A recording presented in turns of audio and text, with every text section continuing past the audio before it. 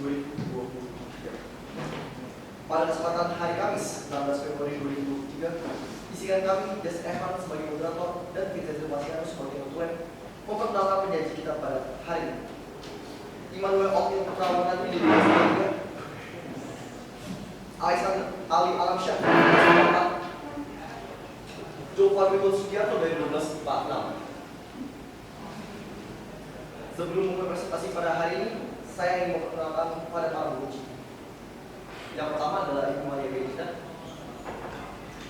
dan yang kedua adalah Ibu Maria Suparmijan. Presentasi ini akan berlangsung selama 20 menit dan akan dilanjutkan dengan sesi tanya jawab dari pelanggan, penguji, serta audiens. Pertama-tama, kesempatan tanya jawab akan diberikan kepada para penanggap yang terdiri dari siswa kelas 11 selama 10 menit. Sesi ini kemudian akan dilanjutkan oleh para penguji dengan alokasi waktu selama 20 menit. Audiens yang hadir boleh mengajukan pertanyaan dengan alokasi waktu untuk menanggapi pertanyaan ini adalah 5 menit. Tanpa berlama-lama, mari kita mendengarkan presentasi dari para penyaji. Kepada para penyaji, saya persilakan. Baik, terima kasih moderator atas kesempatannya. Sebelumnya kami mengucapkan selamat siang kepada yang terhormat Bu Ben dan juga Bu Maria selaku penguji, pada orang tua kami tercinta dan semua teman-teman yang sudah hadir di sini. Jadi dari kami kelompok research paper 52 akan mempresentasikan sebuah hasil penelitian kami yang berjudul pengaruh penyiraman air kelapa tua atau Phocos nucifera L terhadap pertumbuhan tanaman mentimun atau Cucumis sativus L. Selanjutnya adalah latar belakang kami atau sedikit mengenal kami. Kelompok kami terdiri dari saya sendiri, Oniel, Alexander Ali, dan juga Ivan Robert. Dan berikut ini kurang lebih susunannya presentasi kami pada hari ini. Mungkin teman-teman semua Bapak Ibu bertanya-tanya, kenapa mentimun dan kenapa air kelapa? Sebenarnya jawabannya sangat sederhana. Mungkin kita tidak sadar bahwa air kelapa itu ada, air kelapa dan mentimun itu ada di kehidupan kita sehari-hari. Contohnya mentimun itu ada di lalapan makanan atau produk kosmetik yang ibu biasa pakai. Atau teman-teman bisa ngeliat di film-film kalau lagi maskeran biasanya pakai timun di mata, ya kan? Nah, jadi sesimpel karena kebutuhan mentimun itu di Indonesia banyak dipakai. Terus produksinya juga makanya nambah. Dari tahun 2020 ke 2021 itu menambah sekitar 6,95% dari angka 441.000 ton ke sekitar angka 471.000 ton. Alasannya kenapa ya? Karena tadi untuk makanan, untuk produk kosmetik, minuman, infused water misalnya. Kemudian karena permintaan yang meningkat, tapi sayangnya keadaan kita di Indonesia ini lahannya ya semakin turun untuk industri dan lain-lain. Untungnya si tanaman mentimun ini bisa ditanam di rumah masing-masing dan ditanamnya mudah banget. Kami sudah mempraktekkan. Tapi karena kami menanam di rumah masing-masing, otomatis yang diharapkan itu penanamannya efisien, mudah, dan costless. Maka dari itu banyak dari orang-orang memakai POC atau pupuk organik cair. Tapi sayangnya pupuk organik cair ini mengandung NPK dan urea yang membuat tanah itu jadi asam. Kalau tanah asam, maka penyerapan unsur hara itu sulit. Apalagi POC harganya ya nggak bisa dibilang murah, nggak bisa dibilang mahal juga. Ada di sekitar 30.000 sampai 40.000. Tapi kalau untuk POC di pasar segitu, ya mungkin mikir-mikir ya. Maka dari itu kelompok kami mencari sebuah alternatif. Ada gak sih yang bisa menggantikan POC yang harganya mungkin bisa lebih murah, tapi efektivitasnya juga sama-sama tinggi lah. Dapatlah kami air kelapa tua. Jadi air kelapa tua ini memiliki kandungan 3 kandungan penting yang dibutuhkan mentimun. 1 kalium, 2 fosfor, dan 3 adalah nitrogen. Dan kenapa air kelapa tua? Kenapa nggak air kelapa muda? Karena air kelapa tua ini jarang sekali dimanfaatkan. Biasanya orang cuma pakai dagingnya dong untuk menjadikan santan. Cuman airnya dibuang-buang aja atau ditampung terus nggak tahu diapain. Tapi ternyata bisa digunakan sebagai pupuk. Selanjutnya akan saya serahkan kepada Jovan. Baik, terima kasih Kak. Sekarang saya akan menjelaskan mengenai rumusan masalah. Masalah yang kami rumuskan dalam penelitian kali ini adalah apa pengaruh air kelapa tua terhadap pertumbuhan tanaman mentimun dan pada konsentrasi pengecaran berapa tanaman mentimun dapat tumbuh dengan optimal. Berdasarkan rumusan masalah tersebut, tujuan penelitian kami adalah mencari konsentrasi pengecaran paling optimal dan mencari pengaruh air kelapa tua terhadap pertumbuhan tanaman mentimun. Selanjutnya saya akan menjelaskan mengenai rangkaian teori yang terbagi menjadi 3, yaitu mentimun, kelapa, dan juga variabel. Pertama saya akan menjelaskan terlebih dahulu mengenai tanaman mentimun. Tanaman mentimun berasal dari kingdom Plantae, spesies Cucumis sativus L. Tanaman mentimun memiliki ciri-ciri akar serabut, berdaun tunggal, bertangkai panjang, memiliki panjang 50 sampai 250 cm. Tanaman timun memiliki prokacambahan hipokeal yang berarti bakal daunnya ada di dalam tanah. Nah, untuk mengoptimalkan pertumbuhan tanaman timun dibutuhkan beberapa hal, yaitu pH tanah yang ada di angka 5,5 sampai 6,5, suhu 21 sampai 27 derajat Celcius, dan membutuhkan beberapa unsur yaitu nitrogen, fosfor, dan kalium dalam jumlah yang cukup. Nah, saya akan menjelaskan lebih spesifik mengenai unsur-unsur yang saya sebutkan tadi. Pertama, nitrogen. Nitrogen ini dibutuhkan dalam bentuk nitrat atau yang ketiga. Fungsinya untuk apa? Nitrogen ini berfungsi untuk membentuk klorofil. Dan apabila kekurangan nitrogen, maka tanaman akan mengalami klorosis. Nah, apabila Bapak Ibu atau teman-teman sekalian melihat keluar ada daun yang berwarna kurang hijau atau berwarna kuning, itu namanya klorosis. Jadi selanjutnya saya akan menjelaskan mengenai kalium. Kalium ini dibutuhkan dalam bentuk K+. Kalium ini fungsinya sebagai katalis. Pertama, sebagai katalis dalam pembentukan protein yang akan menjadi enzim nantinya. Kedua, sebagai osmosis. Osmosis itu adalah proses penyerapan air ke dalam akar. Nah, air itu akan membawa unsur-unsur hara yang akan menjaga keseimbangan yang sel. Dan yang ketiga, mempercepat kerja nitrogen. Selanjutnya, fosfor. Fosfor ini dibutuhkan dalam bentuk H2PO4- dan HPO4 2-, yaitu fungsinya untuk menyimpan energi dan sebagai koenzim yang akan membantu kerja enzim. Dan apabila kekurangan fosfor, maka pertumbuhan akar akan terhambat.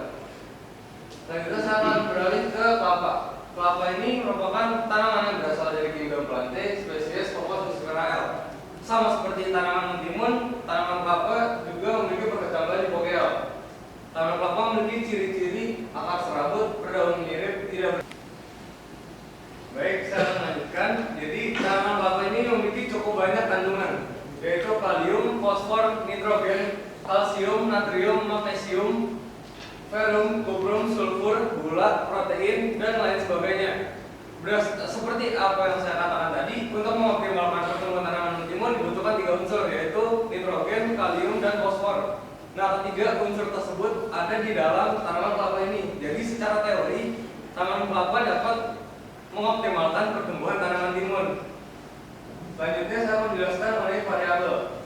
Variabel kontrol dalam penelitian kami yaitu tempat penanaman, jenis dan jumlah tanah, jumlah larutan, frekuensi penyiraman, waktu penyiraman, dan jenis tanaman. Variabel bebasnya yaitu konsentrasi larutan, dan pastinya variabel terikatnya adalah pertumbuhan tanaman timun itu sendiri. Selanjutnya saya akan berikan kepada Aldi. Terima kasih Jovan. Jadi untuk penelitian yang kami lakukan, penelitian ini adalah penelitian eksperimental dengan pendekatan kuantitatif. Metode yang kami gunakan adalah metode pengenceran. Nah, untuk mendapatkan data kuantitatif yang nanti akan kita olah, kami menggunakan beberapa cara. Yang pertama itu adalah cara mengukur. Yang kami ukur dalam penelitian kami ini adalah batangnya, dari sebelum akar sampai sebelum daun. Nah, ini bukan berarti setiap kali kita mengukur kita harus keluarin. Cuman kalau misalkan emang sudah diletakkan dalam polybag, nanti itu tanahnya agak sedikit kita buka, jadi penggaris kita bisa masuk kurang lebih bisa mencapai tanahnya sebelum akar sampai sebelum daunnya. Nah, karena penelitian kami ini adalah penelitian eksperimental, untuk mendapatkan data yang sah atau data yang valid, itu kami harus menggunakan rumus Federer. Di mana di sini ada N-1, K-1 lebih gede sama dengan 15. K ini adalah jumlah kelompok. Karena dalam penelitian kami membagi kelompok jadi 5, yaitu larutan air kelapa 0%, 25%, 50%, 75%, dan 100%. Oleh karena itu, kalau K yang kita masukin ke rumus ini, kurang lebih kita ketemu N itu lebih besar atau sama dengan 5. Jadi jumlah pengulangan dalam setiap kelompoknya itu ada 5. Jadi kelompok 0% ada 5 tanaman, 25% ada 5 tanaman, dan seterusnya. Nah, berikut adalah metodologi penelitian. Penelitian yang kami lakukan ini melalui 4 tahap. Yang pertama adalah penyemaian, penanaman, pengenceran, dan penyiraman. Pertama, saya akan menjelaskan mengenai penyemaian. Jadi yang pertama, kami menanam biji timun. Ini di wadah kecil yang isinya air hangat. Nanti biji timunnya kita taruh. Kalau misalkan bijinya itu ngambang, berarti bijinya itu bagus, kualitasnya bagus. Kalau biji yang ngambang itu kualitasnya buruk, dan kalau tenggelam itu kualitasnya bagus. Nah, yang bagus ini nanti kita ambil, kita pisahin yang buat kita tanam. Kemudian tanah kita letakkan di wadah. Ini wadahnya nggak mesti wadah plastik, cuma karena kita penelitian pakai wadah plastik, jadi kita bisa wadah plastik. Kemudian biji timun kita taburkan di atas tanah, kemudian kita tunggu sampai kurang lebih tingginya itu sejajar dan bisa diukur. Ini proses menunggu ini kami lakukan selama kurang lebih seminggu, itu tinggi udah bisa diukur dan kurang lebih sama untuk setiap tanaman. Terakhir, masing-masing tanaman selanjutnya akan dipisahkan dan dikeluarkan. Pisahinnya ini kita pakai semacam kuas, jadi itu tanahnya kita sapu dikit-dikit, jadi kalau kita keluarin tanamannya, akarnya itu nggak putus. Nah kemudian kita pindahin dalam polybag. Nah karena tadi dalam setiap kelompok ada 5 pengulangan, jadi kita menyiapkan 25 polybag. Setiap polybag ini kita isi dalam tanah, kita samain semua 500 gram tanah. Kemudian kita membuat lubang di bagian dimana kita mau taruh tanamannya itu sedalam 2 cm. Kemudian kita taruh tanamannya dan kita timbun kembali lubangnya itu dengan tanah-tanah yang ada di sekelilingnya. Dan terakhir kita membagi polybag, jadi mana yang mau jadi 0%, mana yang mau jadi 25%, mana yang menjadi 50% dan seterusnya. Kemudian ada pengenceran. Nah, pengenceran ini adalah proses pembuatan larutan kita. Larutan ini totalnya 240 ml. Jadi yang pertama-tama itu kita meletakkan gelas takaran di atas timbangan. Yang kita masukin pertama adalah air kelapa dengan konsentrasi yang sudah kami sebutkan, 0% itu 0 ml, 25% itu 60 ml, 50% 120 ml, 75% 180 ml, dan 100% itu 240 ml. Nah sisanya, kalau misalnya 50% berarti kan total 240, sisa 180. 180 nya itu kita isi dengan air putih. Jadi nanti total semuanya adalah 240 ml satu larutan. Kemudian penyiraman. Nah penyiraman ini kita lakukan dengan interval waktu 2 hari sekali. Ini untuk penyiraman air biasa dengan sebanyak 2 kali 240 ml. Itu untuk setiap tanaman. Jadi 240 ml pada pagi dan 240 ml pada sore. Nah untuk penyiraman larutannya ini disiramkan setiap hari minggu, seminggu sekali. Itu untuk menggantikan penyiraman kedua. Jadi sorenya itu kita ganti dengan larutan air kelapa ini. Nah teman-teman harus ingat bahwa penyiraman ini harus kita lakukan perlahan-lahan agar tidak terbentuk genangan di dalam polybagnya, karena kalau ada genangan itu timun nggak bisa tumbuh dengan baik. Nah selanjutnya saya serahkan kembali kepada waktunya. Baik, terima kasih Aldi. Maka setelah kurang lebih 1 bulan menanam tanaman mentimun, ini adalah hasil yang kami dapat. Jadi di sini hasil yang kami tunjukkan di sini adalah rata-rata dari 5 tanaman di setiap konsentrasi. Jadi dari konsentrasi 0% atau 0 ml air kelapa didapati perubahan tinggi rata-ratanya 9,89 cm. Kemudian di 25% ada 19,06 cm, 120 ml atau 50% 9,5 cm, kemudian 75% 6,7 cm, dan yang paling terakhir 100% itu 6,3 cm. Nah, dari situ kami dapat menyimpulkan bahwa yang paling tinggi perubahannya adalah 25%, diikuti 50%, 0%, dan justru yang 75% dan 100% itu lebih rendah, malah lebih tinggi yang kontrol. Berikut ini adalah grafik yang kami buat berdasarkan hasil datanya tadi.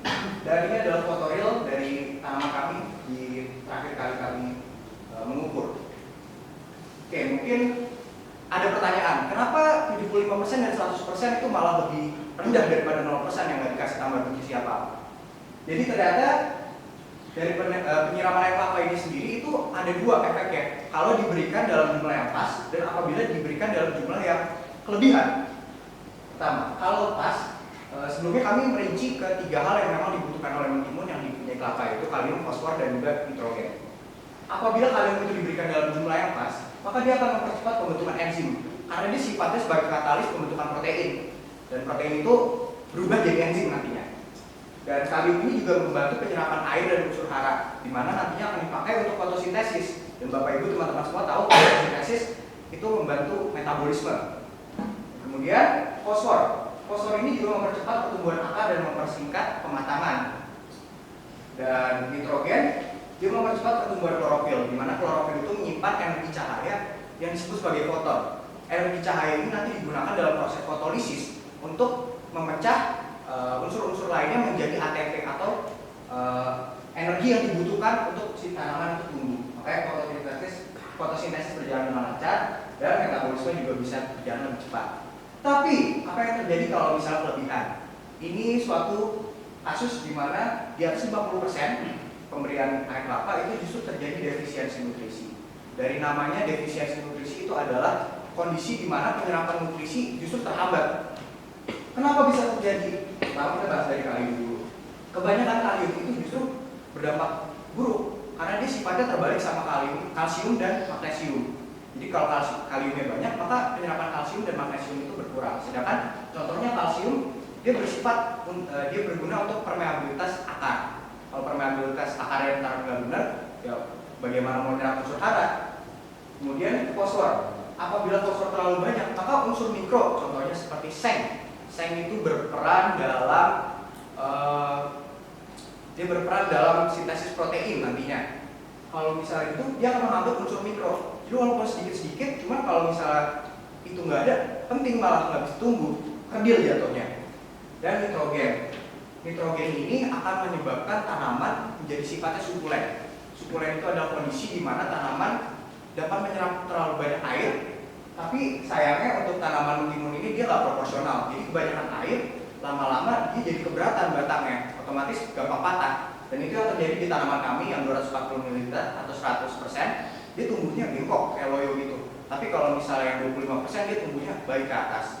Dan air itu menjadi salah satu media agar jamur itu bisa hidup dan bakteri bisa hidup menjadi sebuah penyakit. Dan selanjutnya akan disimpulkan oleh kami. Jadi dari penelitian yang kami lakukan dapat disimpulkan bahwa air kelapa tua terbukti dapat membantu pertumbuhan tanaman timun dengan konsentrasi yang tepat yaitu 25% dengan perubahan tinggi itu sebesar 11,06 cm. Jika diberikan dengan kadar yang lebih dari 50%, hal ini akan bersifat counter. Jadi bukannya dia malah membantu karena banyak unsurnya, cuma dia malah bersifat menyebabkan defisiensi nutrisi. Jadi tanaman itu terhambat pertumbuhannya. Nah, selanjutnya aku jelaskan itu sama. Baik, dari seluruh rangkaian proses penelitian yang telah kami lakukan, kami akan memberikan 2 saran kepada peneliti selanjutnya. Yang pertama yaitu mempersempit ragam konsentrasi sampel. Maksudnya yaitu perbandingan konsentrasinya dipersempit menjadi misalnya 10%, 5% atau lebih kecil. Karena semakin kecil perbandingan konsentrasinya, hasilnya juga akan semakin terlihat jelas, semakin absolut. Dan yang kedua yaitu diletakkan di tempat yang lebih tinggi. Fungsinya untuk agar tanaman tersebut terhindar dari hama seperti tikus, semut, atau kucing yang akan mengganggu pertumbuhan tanaman timun. Selanjutnya akan saya kembalikan lagi kepada Abi. Terima kasih Jovan. Berikut adalah daftar pustaka yang kami gunakan. Ini sumber-sumber yang kami gunakan selama penelitian. Dan kami ingin mengucapkan terima kasih sebesar-besarnya kepada Ibu Regina selaku pembimbing materi dan Ibu Paulin selaku pembimbing bahasa yang walaupun kedua guru ini hamil dalam proses pengerjaan RP, cuman puji Tuhan kita bisa selesai sampai di sini.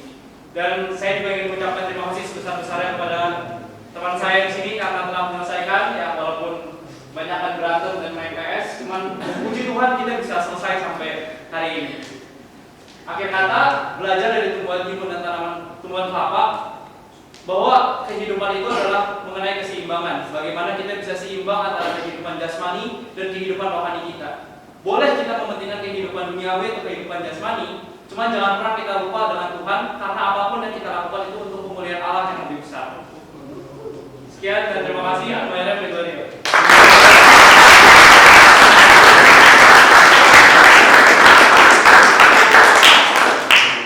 Baik, terima kasih atas presentasinya. Penelitiannya sungguh menarik ya. Baiklah, sekarang saatnya kami memberikan kesempatan kepada para penanggap untuk menyampaikan kritik, saran, masukan, dan umpan balik. Kami mohon, sebelum menyampaikan pertanyaan, teman-teman menyebutkan nama terlebih dahulu. Pada para penanggap, saya persilakan. Selamat siang semuanya, nama saya Benedictus Benedito dari 11 IPA 1. Saya ingin mengapresiasi dan memberikan selamat atas presentasi yang telah dilakukan.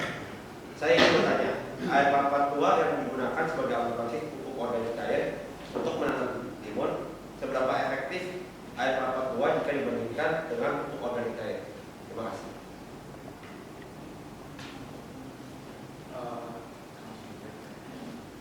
Terima kasih penanggap atas pertanyaannya. Jadi sebenarnya kami belum bisa menjawab pertanyaan itu karena itu di luar dari variabel penelitian kami. Di sini tujuan kami adalah membuat suatu alternatif. Jadi memang tujuan kami adalah untuk membuktikan apakah air kelapa ini sebenarnya bisa atau enggak digunakan sebagai pupuk, tapi tidak langsung membandingkan. Nah dari itu jawabannya adalah itu bisa menjadi alternatif saja, tapi belum kami bandingkan. Ya, apakah cukup menjawab? Cukup menjawab. Terima kasih. Nama saya Atas Situmorang, kelas 11 absen 3. Pertama saya mau memberi apresiasi dulu terhadap kalian bertiga. Presentasi sudah sangat menarik, sangat lengkap, dan saya juga sudah mengerti semua yang kalian sampaikan. Namun saya ada satu pertanyaan. Tadi pada mentimun yang mengalami defisiensi nutrisi, apakah dapat dikembalikan ke dalam kondisi semula atau dapat ditingkat kembali karena nutrisinya gitu? Biar apabila mengalami defisiensi kan tidak dibuang begitu saja gitu.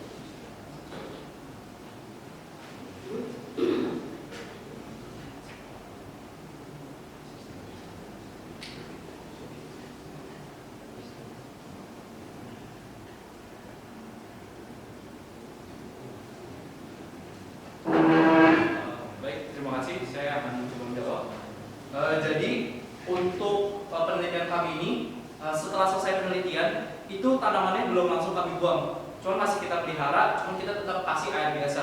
Dan terbukti bahwa sekarang itu kondisi tanaman semua juga sudah membaik. Nggak ada yang lebih pendek, ada yang lebih panjang. Tinggi kurang lebih semua sama untuk setiap tanaman. Nah mungkin nanti kalau misalkan sudah tanaman yang kondisinya sudah kembali seperti semula, udah kurang lebih sama antara setiap tanaman, itu bisa kita kasih pupuk 25% untuk semua tanaman. Jadi tumbuhnya jadi lebih baik dan bisa tumbuh semua dengan optimal. Sudah menjawab? Ya, terima kasih.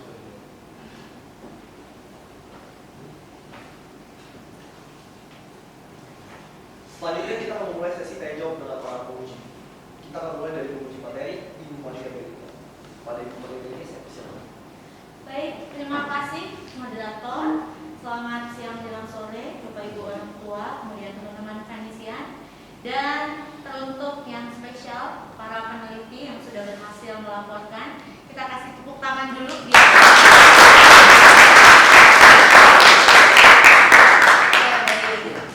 Pertama-tama tentu saja Ibu mengucapkan provisiat ya buat Otnil, kemudian untuk Jovan dan juga Alex. Kalian udah berhasil untuk merancang, kemudian kalian juga udah melakukan, dan saat ini kalian udah selesai melaporkan hasil dari apa yang kalian teliti. Penelitian ini tentu saja sangat bermanfaat ya, khususnya dalam skala rumah tangga dulu nih ya kalau kita melihat, karena sangat-sangat memanfaatkan yang biasanya mungkin kurang untuk digunakan, khususnya untuk pertumbuhan tanaman.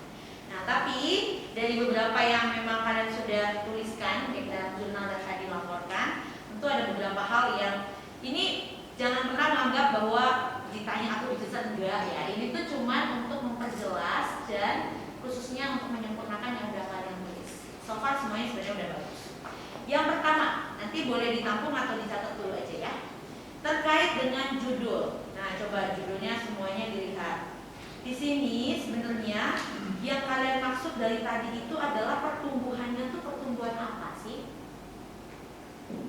Coba judulnya dilihat. Sebenarnya tadi udah jelas. Hanya kalau kita melihat judul, nah, menurut kalian ini masih terlalu umum juga untuk judul pertumbuhannya? Menurut kalian dulu aja gimana? Mau langsung jawab atau mau tampuk tadi? Oke, itu yang pertama. Kemudian kedua, tadi kan menyebutkan tambahannya dengan air putih begitu ya kalau nggak salah tadi. Ini kalau di jurnal Ibu lihat di halaman 7, nanti kalian sambil cek ya, dilihat jurnal. Air putih ini di sini definisinya apa? Dalam arti air putih itu apakah air aquades atau air mineral dengan air tertentu, atau misalnya air minum yang dimasak di rumah atau apa? Karena ini kan terkait dengan ilmiah, maka harus jelas air putihnya ini apa yang kalian gunakan. Karena bisa jadi kalau orang pakai air aquades atau pakai air yang berbeda, hasilnya bisa berbeda. Pertanyaannya paham ya ini ya? Oke. Next, kemudian terkait dengan tadi yang kalian sampaikan itu tentang cara mengukur. Ini sedikit masukan sebenarnya. Tadi kalau kalian bilang ketika mengukur itu harus agak di korek-korek dikit gitu ya di bawah tanah ya. Sebenarnya untuk pengukuran itu cukup langsung di bagian dasar aja, dasar tanah itu kalian tempelin aja. Jadi nggak perlu untuk kalian korek-korek sampai ke bawah, karena ketika kalian membuka di setiap polybag yang berbeda pun kalian buka itu kan kalian belum bisa 100% memastikan mengukurnya benar-benar sama dari ujung dekat akarnya, ya kan? Maka nggak apa-apa, yang paling penting adalah dengan tanah yang sama kalian gunakan, kan variabel kontrolnya ya. Itu nanti next time, nah ini mungkin teman-teman yang lain juga bisa ya untuk kedepannya. Cukup langsung dari permukaannya aja nggak apa-apa. Jadi mengukurnya bisa dari situ. Itu catatan tambahan. Nah terus pertanyaan selanjutnya, kalau tadi ibu untuk yang penyiraman coba boleh dibuka?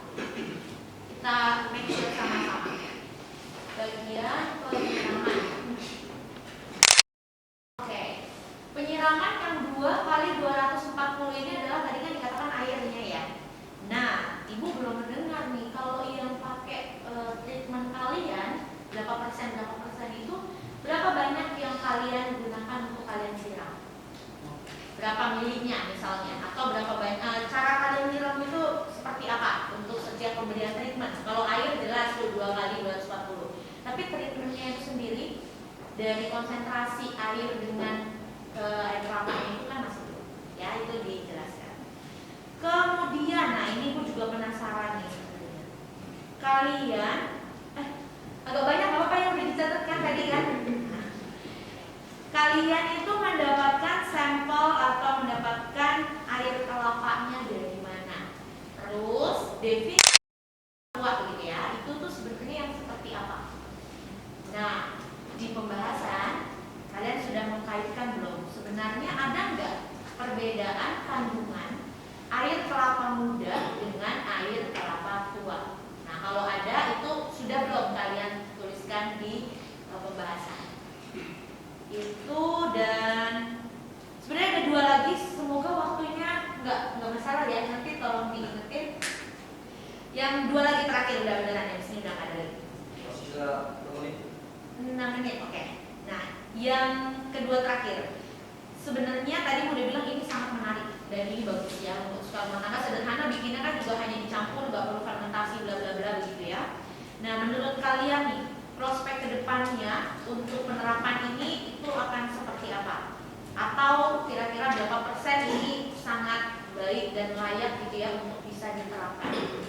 Dan yang terakhir sekali, ibu pengen tahu karena ini pasti prosesnya kan juga tadi udah dibilang dalam dinamika atau ketika pelaksanaan kan pasti ada hal-hal yang mungkin kalian masing-masing itu alami berbeda. Ibu minta nanti masing-masing harus bisa menyampaikan ilmu atau bidang studi yang udah kalian pelajari atau nilai-nilai yang kalian dapat selama kalian sekolah di CC itu, apa yang sungguh benar-benar kalian alami, kalian rasakan dan itu diaplikasikan dalam penelitian kalian ini, supaya di adik-adik kalian ini bisa belajar juga bahwa misalnya dalam melakukan suatu hal atau penelitian, nilai apa yang udah didapat atau bidang studi apa yang sungguh bisa juga diterapkan. Jadi belajar nggak hanya asal hafal atau asal tuntas, tapi benar-benar di hidup nyata tuh ada peranan dan manfaat. Lu pengen masing-masing untuk bisa sharing singkat aja. Oke, cukup itu dulu. Silakan. Kalau ada yang mau langsung dijawab boleh, mau diskusi dulu juga boleh. Silakan.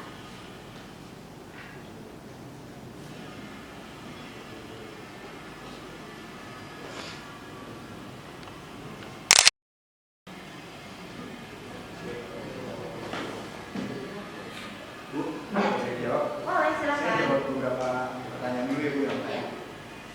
Jadi pertama yang kami maksud tubuh itu maksudnya adalah fase vegetatif ya. Jadi fase sebelum dia berbuah, karena emang range-nya cuma 1 bulan kan ya, cukup sempit. Kemudian saya juga mau jawab mengenai prospek ke depannya.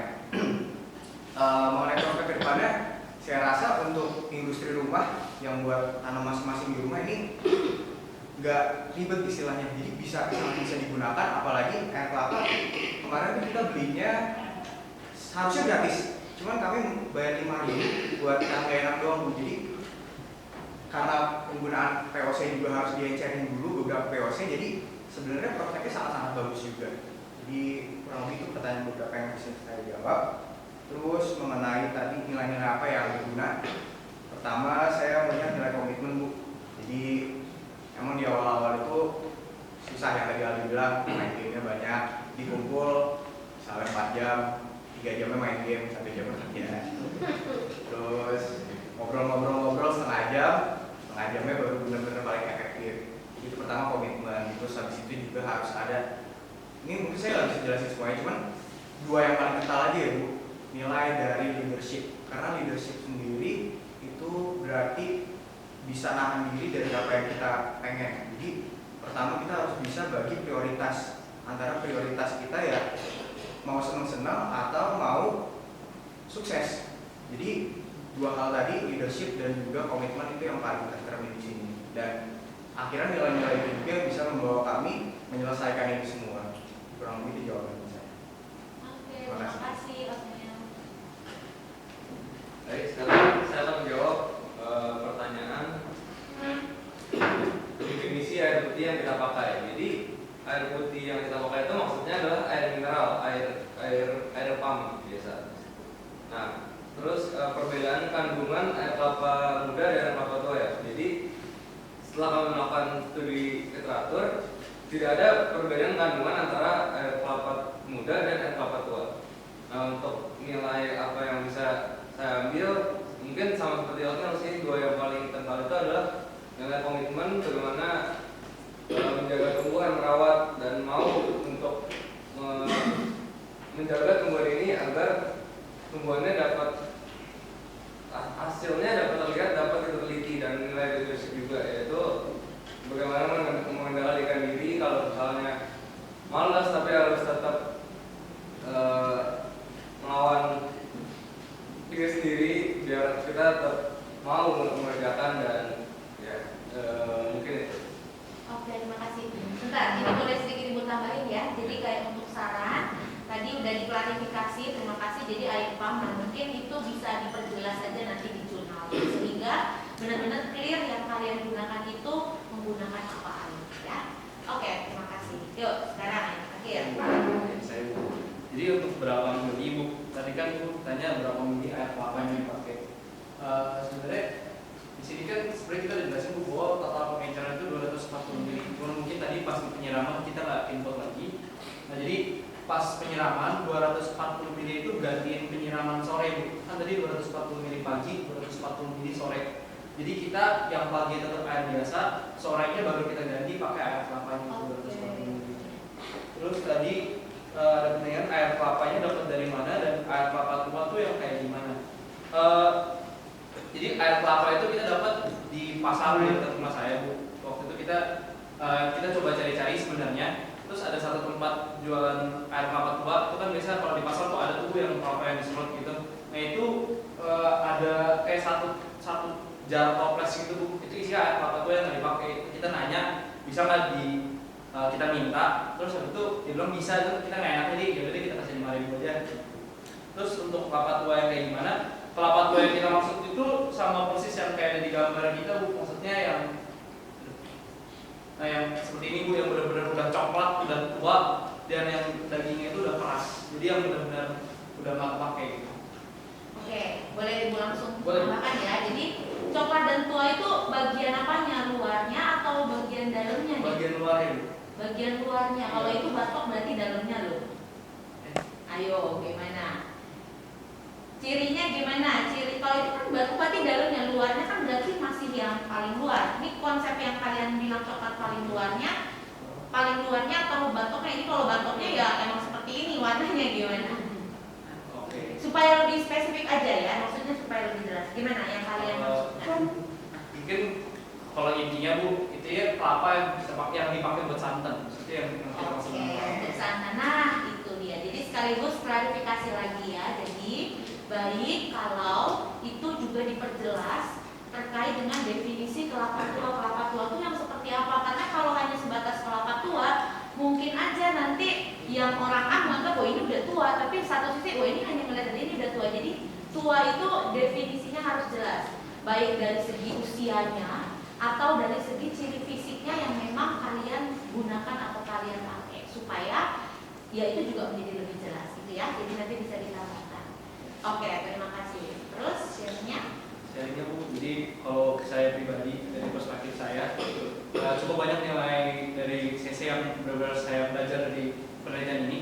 Yang pertama itu pasti sama komitmen. Itu komitmen buat tanam segitu lamanya, harus sebelum ke sekolah nyiram, pulang, nyiram lagi. Itu cukup malas Bu dan cukup capek sebenarnya. Kemudian leadership itu untuk sebenarnya kalau buat saya sendiri Bu, bikin paper itu juga malas Bu. Itu harus benar-benar mimpin diri saya sendiri buat ayo bisa telat cepat. Pokoknya hasilnya harus maksimal semaksimal mungkin gitu Bu. Dan kadang juga mungkin dari antara kita bertiga kan nggak selalu semua yang rajin di saat yang bersamaan Bu. Jadi ya antara Otniel, saya atau Jovan itu salah satu pasti ada yang ayo dong ada yang mimpin buat ayo dong kerjain gitu daripada main game mulu. Nah kemudian ada juga compassion gitu. Kebetulan rumah saya sama Jovan tuh dekat, sedangkan Otniel tuh dia di Menteng Park sini Bu. Jadi belum tentu setiap kali penyiraman kita bisa suruh Otniel datang ke rumah saya. Jadi setiap kali kita menyiram kita bilang Daniel nggak apa-apa, kita aja yang nyiram. Mungkin nanti kalau misalkan seminggu sekali yang penyiraman benar-benar yang air kelapanya sekali 2 kali datang nggak apa-apa. Cuman untuk yang setiap harinya itu nggak usah Otniel nggak apa-apa. Terus ada juga Magis Bu. Magis tuh karena kita tuh pas pertama kali nanam udah happy banget dimakan tikus, jadi kan kayak hancur tuh Bu. Akhirnya kita bertiga udah kita mau serius, kita buat tabel, kita semua yang kita ukur, kita hitung, benar-benar udah rapi banget Bu. Terus tiba-tiba salah nyiram Bu. Salah ngasih treatment Bu, karena waktu itu kan sebenarnya juga kita minta bantuan pembantu di rumah saya Bu. Salah nangkep Bu. Bentar, ini tapi ngelakuin sendiri kan? Tapi Bu, Dari gara-gara nih. Bu, disitulah datang dengan Magis Bu. Gimana? Udah 2 kali gagal, itu saya pagi-pagi telepon mereka berdua, Jo, Neil, kita salah. Itu berdua udah capek banget Bu, karena itu udah kondisi udah awal Januari dan itu kan kita udah mikirnya, oh udah 2 bulan nih mesin tim udah tinggi jauh banget. Terus udah awal Januari gagal, salah, ini udah pendek kuning warnanya. Nyiram satu-satu setiap kali Bu, benar-benar kita perhatiin semuanya. Itu sih Bu. Oke, terima kasih, ini menarik sekali ya. Terima kasih atas kejujuran dan sharingnya. Itu tandanya mereka pertumbuhan ini tahu pengen kalian sendiri yang merawat, ya kan? Baik, Magis ya. Jadi prinsipnya sekali lagi dari Ibu tadi nanti beberapa catatan juga Ibu tinggal kasih aja ya biar tidak terlalu lama. Ibu bangga ya kalian udah bisa. Biasanya memang jujur ya cowok-cowok itu kan kadang kalau untuk merawat sesuatu dari yang udah kelihatan sampai kita tumbuh itu kan butuh suatu apa ya namanya benar-benar perhatian yang nggak bisa seenaknya aja karena itu makhluk hidup juga gitu kan.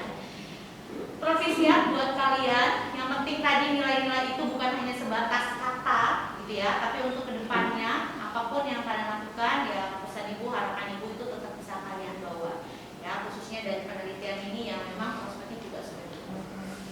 Oke baik, kalian presentasi juga percaya diri, bisa menguasai materi. Sekali lagi dari Ibu cukup dan provisiat buat kalian.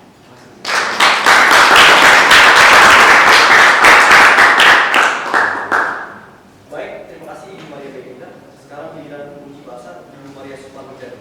Kepada Ibu Maria Suparmujadi saya persilakan. Oke.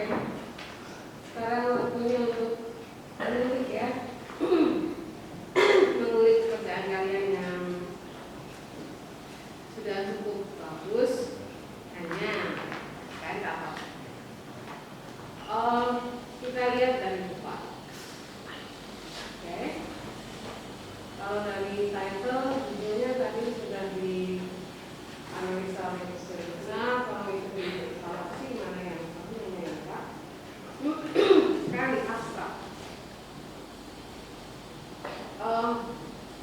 Sebenarnya di dalam abstrak apa sih yang perlu dilakukan? Boleh jawab salah satu? Apa nak? Apa seluruh kali? Oke.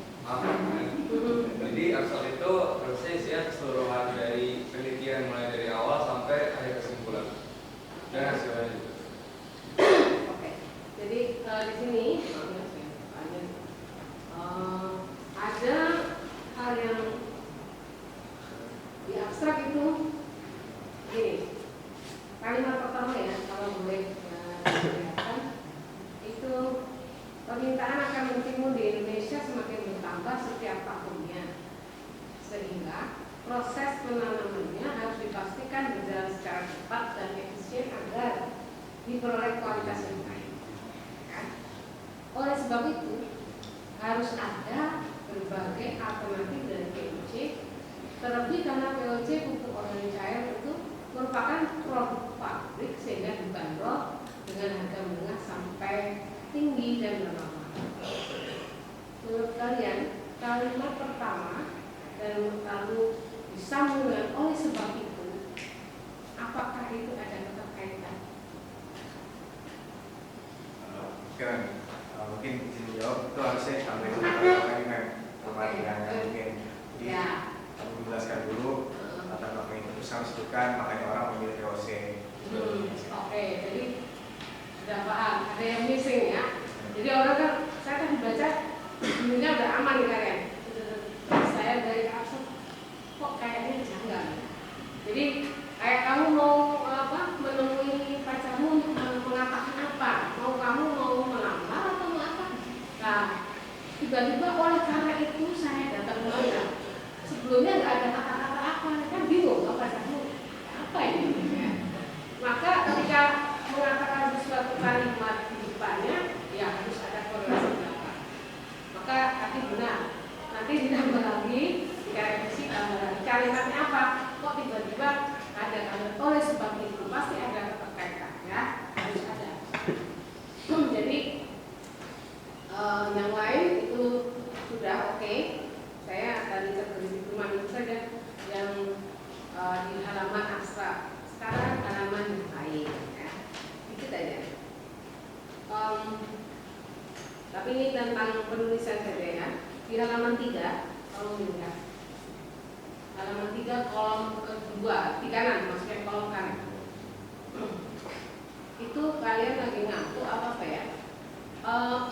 Penelitian tanaman dihitung tingginya tuh space-nya kok bisa loncat atau memang ada yang bolong?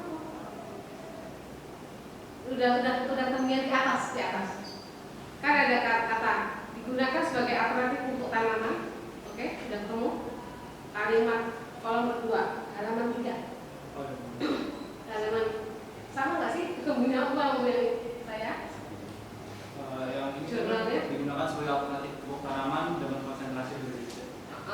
Terus penelitian tanaman dihitung tingginya. Nah itu menurut kalian itu ada yang bolong atau memang penelitian tanaman itu satu kalimat satu? Semestinya penelitian ini dilakukan di jalan 9,5 tahun F24. Berarti ada yang hilang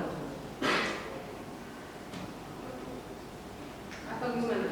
Saya nggak paham. Itu bolong tengah itu karena memang kalian kebanyakan apa? Mencek pasti atau gitu. Di tempat saya ini ada bolong tengah, kami. Ini cuman coba sini. Ini dulu. Ini langsung sini dong. Ini kan bolong. Tempatnya bolong nggak? Oke. Paham ya? Bolongnya itu maksudnya spasinya itu jadi double. Double tapi nggak ada apa-apa. Di tempat kalian sudah direvisi langsung atau gimana? Nggak bolong ya? Oh, coba ditampilkan di sini kan? Ini. Jadi mungkin di tempat saya yang lama kan, ya, kalian sudah sadar ketika ada kan? Iya, ada bolong. Ada bolong ya kan? Punya Itu ini memang kemarin kita tuh sebenarnya kerjainnya di Google Docs ya. Oke. Di Google Docs itu masalah marginnya itu kurang tepat, jadi kita pindahin ke Oke, bisa tampilkan di situ supaya orang lain nggak tahu. Sebentar ya, biar apa? Biar tahu kenapa kok saya ini apakah itu memang bolong atau apa?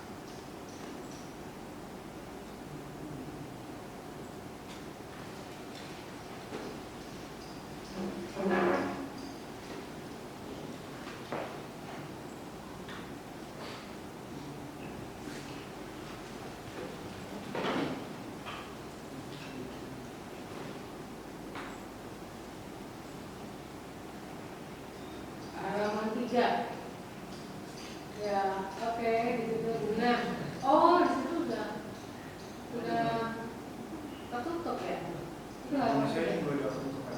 Oh, ini ya. Nah itu tuh ya, iya benar sekali. Iya, Ya paham ya? Itu berarti ada yang hilang ya berarti? Atau memang itu dinaikin ke atas? Bukan, jadi kami kan kalau di docs itu ada masalah margin ini ya. Nah, dan ini kita pakai page break, jadi kita pindahin ke Word. Otomatis gitu ya? Iya. Oh mungkin karena kalian belum mengeditnya lagi Iya, ya? kami. Berarti itu kata tanaman itu naik ke atas begitu kan? Iya. Oke, nanti revisinya ini tolong dinaikin ke atas sehingga tidak ada mispersepsi ya. Jadi orang akan melihat tuh ini apakah ini hilang atau memang itu menjadi satu. Kemudian tanaman dihitung inden gitu kan? Maksudnya begitu kan? Iya. Oke. Jadi nanti revisi tolong lihat lagi lalu dinaikin ke atas ya. Oke. Berikutnya tadi nih 31 lagi. Memori ya, satu lagi tok ini saja. Tidak ada tambahan lagi. Halaman 3 sebelah kiri. Yang kiri tadi. Itu ada. Kemudian, itu kata kemudian. Ada kemudian. Ini tulisnya halaman 3 ya. Ini Kayaknya gambarnya. emang halamannya agak ini deh, nggak sesuai deh. Itu bawahnya kayaknya. Ini kayaknya itu dulu. Nah, gambar Tiga lagi. gambar itu. Saya bingung. Guys, Jadi itu halaman berapa ya? kalau yang gambar tadi ada plastik, ada itu tadi. Benar ada nah itu stop di situ. Nah itu ada kalimat yang kiri, kolom kiri itu ada kalimat namun tidak mengubah. Itu tuh, kamu Itu tuh yang bawah. di atas gambar itu loh, Pak, gambar kita apa? Kamu nah itu atasnya. Nah, namun tidak mengubah ya. Kata-kata itu coba perhatikan. Kemudian ditanam dengan kedalaman sekitar 2 cm agar tanaman dapat tumbuh kokoh, namun tidak mengubah tingginya. Nah, ini bahasa gaul, bahasa keseharian. Ketika kamu misalkan kamu terangin nih sama mami, ini loh, tapi ini nggak gitu, nggak ini, itu bahasa keseharian kita. Tetapi ketika kita menuliskan dalam bahasa jurnal atau bahasa tulisan itu harus berbeda, ya. Maka di sini nanti kamu rubah saja kalimatnya itu sehingga namun ditambahin apa? Tidak mengubah tingginya. Itu harus ada subjeknya. Nah ini kan predikatnya toh. Nanti kamu ganti ya. Jadi ini tidak tiba-tiba namun tidak mengubah tingginya. Itu kan seperti orang bicara saya sekali. Ya. Itu kurang subjeknya saya kurang. Nanti kamu revisi. Yang terakhir itu di halaman saran. Kesimpulan dan saran halaman 8. Sebentar. 1 menit. Kesimpulan dan saran. Nah, tadi disampaikan di apa? Di PPT ya. Di PPT kalian itu ada untuk peneliti selanjutnya disarankan memperbanyak perbandingan konsentrasi air kelapa tua. Okay. Lalu juga tadi saya dengar juga disarankan juga di tempat yang lebih tinggi. Nah, ketika peneliti menuliskan memperbanyak perbandingan konsentrasi air kelapa tua, kamu tuh punya referensinya banyak. Karena apa? Penulisannya sampai hampir 1 paragraf sendiri, ya, 1 paragraf. Tetapi ketika keterangan disarankan di tempat yang lebih tinggi, itu kamu cuma 1 kalimat kok, kamu lihat, kalian. Nah, itu kayaknya bawa sendiri, kalimat bawa sendiri. Nah, itu dia. Disarankan untuk diletakkan di tempat yang lebih tinggi atau ini nggak balance. Maksudnya ketika itu sesuatu yang saran, ketika di sini ada keterangan yang banyak, di sini juga usahakan ada keterangan sedikit lah. Atau ketika di sini nggak ada sama sekali, cukup kamu mengatakan memakai konsentrasi air kelapa tua perbandingannya banyak atau apa, dan diletakkan di tempat yang lebih tinggi. That's all. Sehingga orang biar nyari sendiri. Nah, tinggal peneliti berikutnya. Nah, ini kan kamu nggak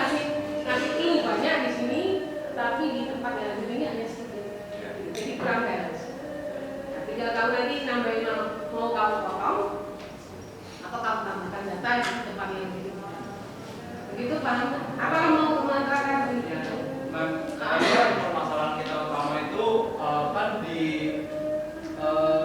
Word sama di Docs itu kan agak berbeda, Mem. Kayaknya permasalahan kita ada di page break-nya, Mem. Karena itu semestinya kalimatnya nggak ada spasi kayak itu tuh, memang kayak ada jaraknya itu.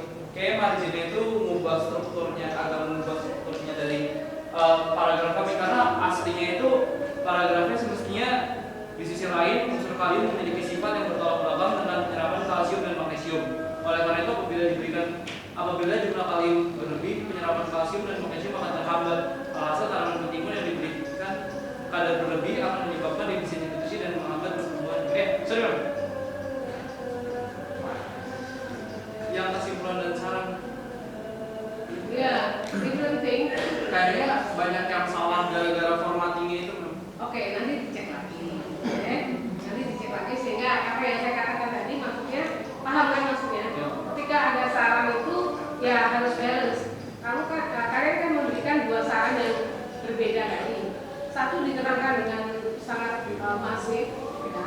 Sedangkan tentang ketinggian kamu hanya menyarankan satu kalimat saja. Kenapanya, bla bla bla itu tidak. Lebih baik potong saja mana yang nggak perlu atau dua-duanya total hanya mengatakan konsentrasi air kelapa tua dan penempatan yang begini. Eso, juga aja. Ya, nanti paham ya? Itu aja. Gak apa-apa. Tentang masalah margin itu nggak masalah. Ya, nanti aja dilihat. Saya kira itu saja dari saya. Terima kasih kepada Pak Tokoji telah memberikan pertanyaan maupun masukan bagi kelompok. Selanjutnya bila ada audiens yang ingin mengajukan pertanyaan, silakan.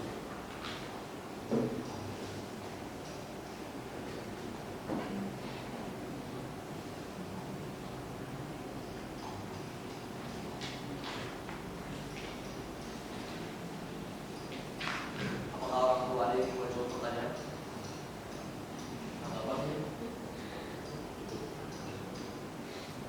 Baiklah, sekarang tibalah kita di penghujung acara. Marilah kita berikan tepuk tangan yang meriah.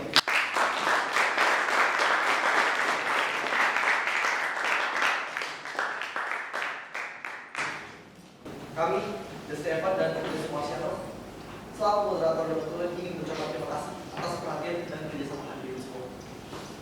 Kami juga mohon maaf apabila ada perkataan maupun perbuatan kami yang kurang berkenan di hati para hadirin selama sesi ini berlangsung.